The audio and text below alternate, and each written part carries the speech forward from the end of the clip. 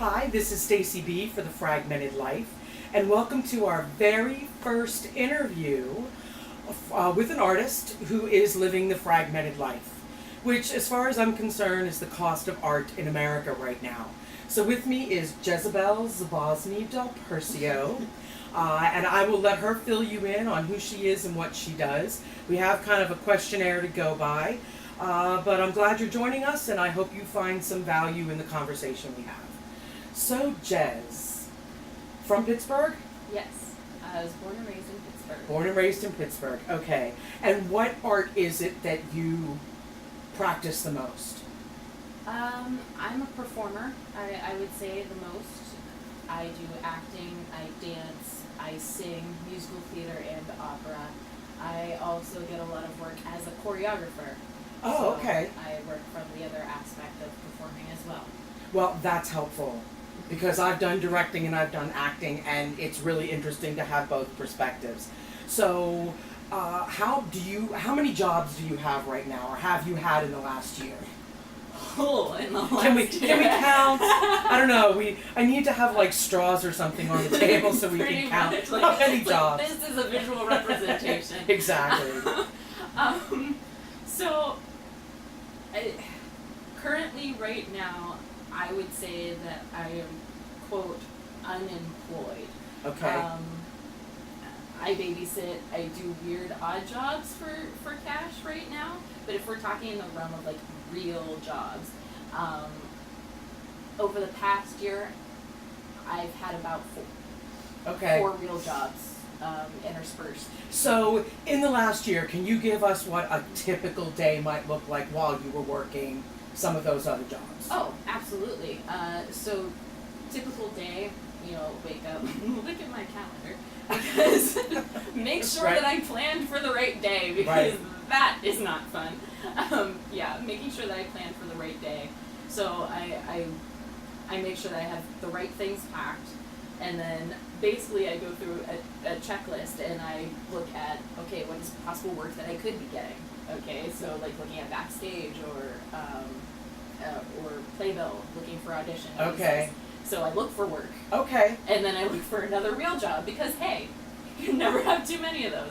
No, and you never know when one's going to end. Exactly. And some of them are seasonal. Were you not a tour guide? I was a for a tour while, guide. right? So in Pittsburgh, that's going to be basically what, like April to October, beginning of November? Yes. Kind of position? Okay. So, you have seasonal positions that sometimes you fill in, which it's actually great work whenever you can do that. So there's some tips involved sometimes. Yeah. Tourists, we love them. So you have that, and then you also have, like whatever your seasonal position is, pretty much. But yeah, basically always looking for work. That's like basically the first thing that you do every day is look for work in the morning. And then you go to work. Right. And then you have whatever appointments, interviews, or auditions that you have. Singing lessons. Yes, obviously there's a singing lesson involved somewhere. In that, if you teach, I often taught, so I would go in and I would teach dance classes in the past year. So it's really a merry-go-round. It's a merry-go-round. Like there's really no typical day. Right, and you're on the merry-go-round all the time. It's just a matter of where you jump off on a particular day. And then when you're done with that particular activity, you jump back on the merry-go-round until you jump off for whatever it is next.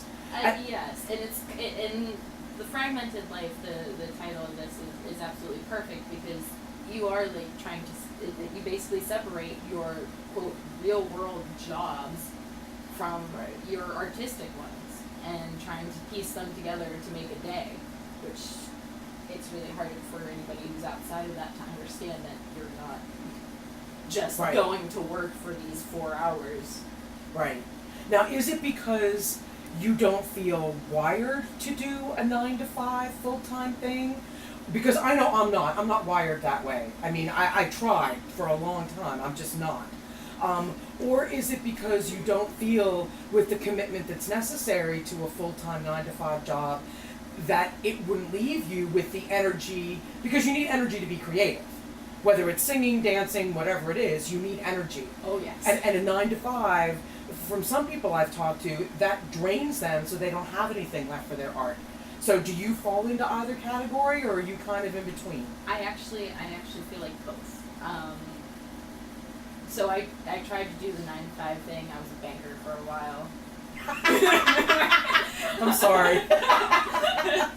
Yes, I was a banker for quite some time, and it's a very interesting job, and I didn't hate the job, but yes, there was definitely, it was draining. It took so much energy. Well, out the of monotony your day. alone.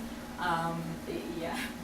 So doing the 9 to 5. Did you ever like sing opera to somebody when they came to cash a check? I would have been so tempted. Well, here's the thing. I was called the most entertaining bank teller. Did they give you a prize for that, a statue or something? No, but the director of the city of Pittsburgh for that particular bank, the entirety of the bank, the corporate headquarters was where I worked, and in that particular branch of the bank. So they would come down to me, they would request me, and in fact, they were like, here, you get kudos, like, we're going to give you a bonus because you're so good at your job and you do. So yes. Doesn't it suck when you're really, really good at something and you hate it? Uh-huh. Because like, I can't tell you how many jobs I've had over the years that I'm good. so good at it. I mean, my skill sets wouldn't fit in a Sears tool chest, Uh-huh. you know? But when you hate it, but we're not conditioned that way, right? Mm-hmm. It's like, you know, if you're good at something, that means you ought to do it. That's what you're meant to do if you're good at something. And yeah, no. It's just not gonna work for me. Yeah, So I personally I can't do the 9 to 5. It takes too much Okay. energy, too much out of me, but also there is an idea of that is what you're supposed to do Right. as well, which Right. is like kind of why I went in that path anyway. oh, absolutely. I mean, and for my generation, it was even more so.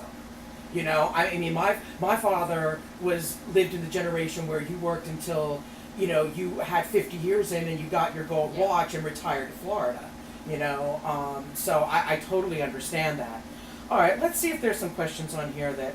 Oh, here's a good one. Do you take regular days off?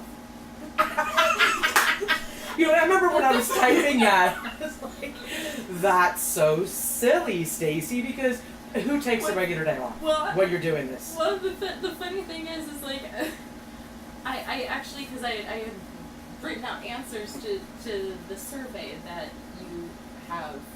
Which is awesome because I'm writing a book about it.